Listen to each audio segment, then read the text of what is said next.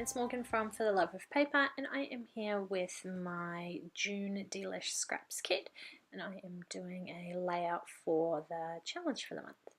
So I chose a couple of wedding photos from Frank and my wedding back in 2010. I think I've only ever scrapped one photo from our wedding. It's pretty sad. So I found this in a box and thought it fitted the colour and the theme of the kit quite nicely. There was a few butterflies in this kit, and we had butterflies on our cake, so it fitted nicely.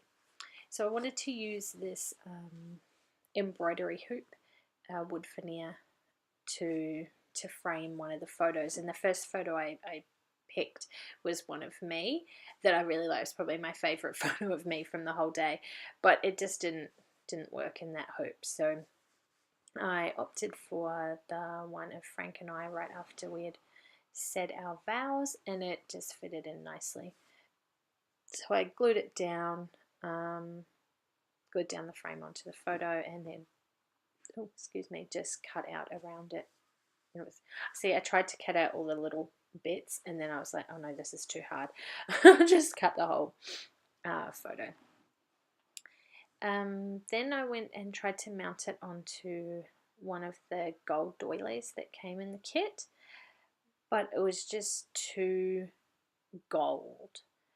It just didn't look right. It didn't feel right. So I went away and I came back with a couple of other doilies, and this one was just more of a muted gold. It doesn't really come up in the picture there. I tried to show it, but it is a lot more muted. It's not quite so in your face, and it was a smaller doily as well, so there wasn't quite so much of it around the edge, and that seemed to work really nicely with that photo. It didn't take away from the photo too much.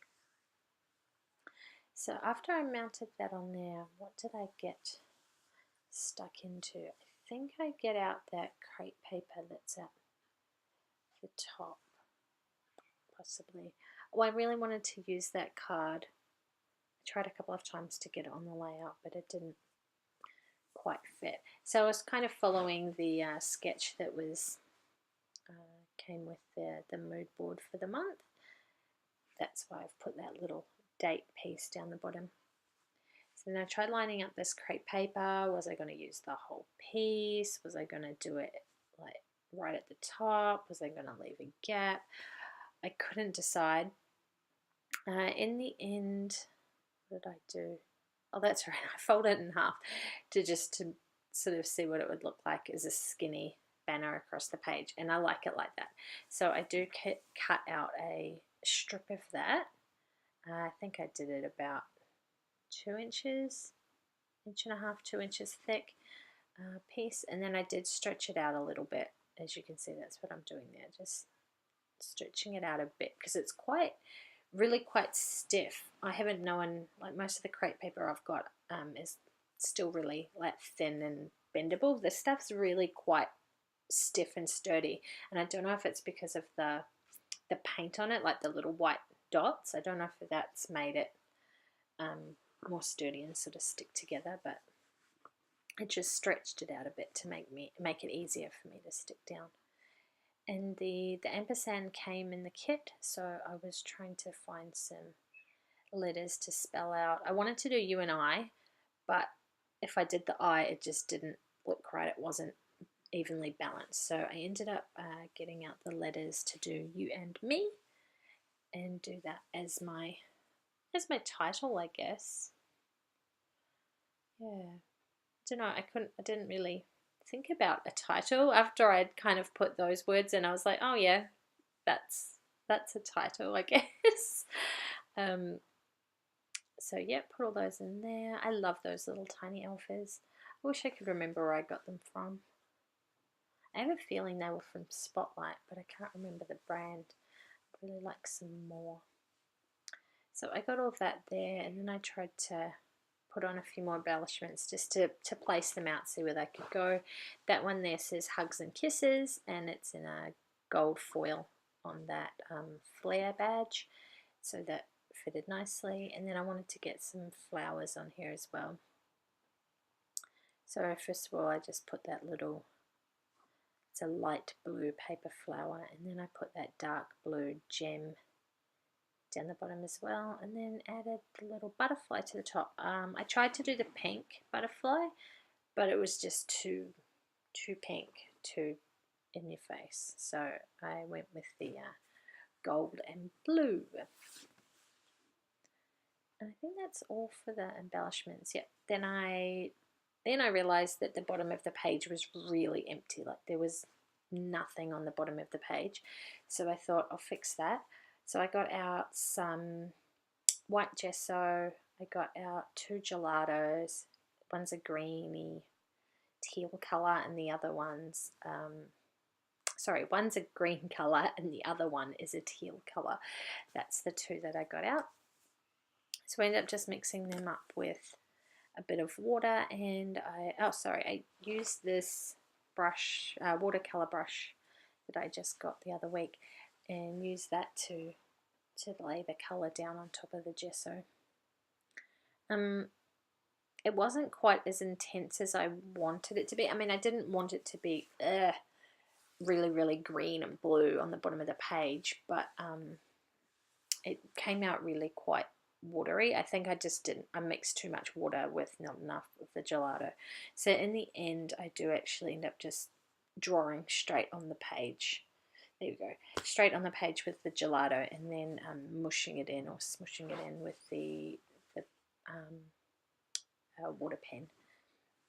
And that worked really well.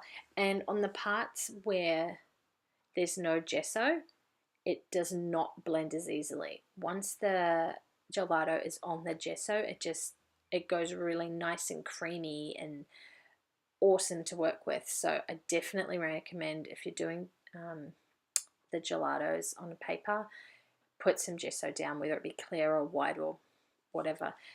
It really, really does make a lot of difference. So to go with the gold little theme that I had going on here, I used some of the gold washi tape that also came in the kit and pop that on the top of the page. Now, I didn't realize until I had stuck down the crepe paper that I had put that piece of gold washi far too high up the page. You'll see in a minute. Oh, sorry, I just added a bit more gelato to that top corner. But yeah, when I put all the embellishments back down on the page, they're just far too high up the page. So I didn't realize until I'd nearly finished the layout, to be honest with you. Looking back at it now, I'm like, oh, how did I not notice that? So I stuck it all down and then went, there's an even bigger gap at the bottom. So I'm going to try at a later date, maybe this afternoon when I get home, I'm going to try and see if I can peel it off and move it down the page a bit. Because you'll see at the end it just looks a bit funny, like it's been slapped at the top. I don't know. No, let me know what you think, if it looks okay as it is, or if I should try and peel the embellishment part off and move it down the page, or if I have to put it onto another sheet of paper. I mean, I like how it turned out, but it wasn't quite what I had in mind. I mean, never mind. We'll live and learn and move on and do better next time, I guess. So I think I just go through and stick all the embellishments back on the page. I had them all laid out there nicely. I could remember what was going on. I was going to put this up on some foam dots, but they would have made it too tall, so I used these they're kind of like gel dots. They're sticky. They're really, really sticky, but they're kind of jelly-like, I guess. I can't remember what they're called. And so I use those, so they give it a bit of dimension, but it's not as thick as foam tape or foam adhesive. So I put that on there. And then I think it was about here that I realized, oh crap, the butterfly doesn't fit on the page, which means I've done it too far up, but I was kind of invested in it at this point and didn't want to change it. So I will have to chop off one of the, just a little piece of the butterfly wing, probably only a couple of millimeters off one side of it, so it fits in the pocket. The one poking out the top, it's not. I'm not so worried about, but I don't think it'll fit in the page protector the other way. We will see. Which reminds me, I do need to go and get some A4 page protectors. I've done quite a few A4 layouts recently. It seems to be my new thing that I've been doing, and I hadn't even realized I'd been doing it. I did one in Load last month, and then I just kept doing them. So I don't know. I quite like them. They're quite a good size to work with, especially when you've only got small photos, or yeah, small photos, I suppose. It doesn't, like, you don't have so much space that you have to try and fill in with background and embellishments and everything else. So I am quite liking it. And I used the Stampin' Up version of Glossy Accents to glue everything down because it was the first thing I pulled out of my tub. That doesn't normally live in the container on my desk, but I put it in there over the weekend. So that was just the first thing I grabbed for when I went and did that. And sticking down all the flowers and the gemstones, and I curled up the wire that was on the bottom of the blue paper flower, so I sort of coiled it up and ran it along the side of the wood veneer there. Start working on that bottom corner. I don't think I did much down there. It was pretty much just the washi, the label, and the flare badge. I think I may have added a little gemstone to it. Yes, I do. There was 3 in the kit when I opened it, but I opened it 2 weeks ago, and then when I went in there today, there was only 2 in there. So I don't know if little sneaky fingers Sam got one out of there without me realizing. If he did, I don't know where he's put it. I'll have to go and investigate his treasure chest that he keeps in his room with all those little finds. There's lots of rocks and sticks and seeds. Goodness knows what. There's a little box of treasures. I might go investigate, see if I can find the other one. And then I decided it did need some pink after all. It was just too blue. And our theme of our wedding was black, purple, and silver, I think.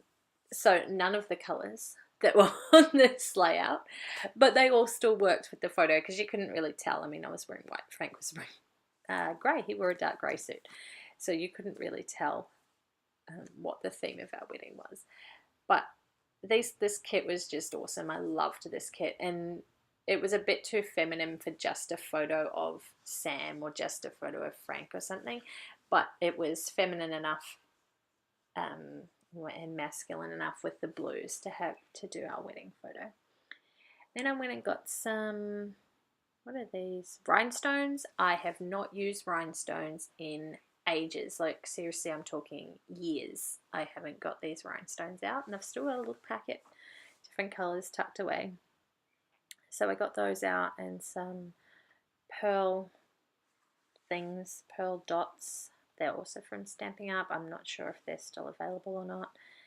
And just added those in a couple of little places around it. And then these ones sort of come in a strip. They're all like tightly put together, and they're on one strip of adhesive. So I stuck 4 of those down the middle of the butterfly, and I really like how that came out. It looks really, really sweet. And a few more gemstones. I saw someone do a layout the other day. I can't remember who it was, and they put gemstones on, and that's what reminded me to get them out and use them. That I just watched that video this morning, actually. So then I used some of the pink twine that the kit was tied up with and glued that down the bottom, just to bring the pink out a little bit, because I'd done that pink flower in the middle. I wanted to kind of do the triangle of 3 again. So I put a little bit down there, and then I use another little tiny bit and do some little, are they antlers? Feelers? I don't know, I can't remember. They must be feelers, I think, on the butterfly. Excuse me, I really should know what things are called, but it's been a while since I studied butterflies at school. So I glue those down to there and I call the layout done.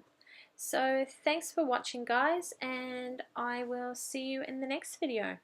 Bye!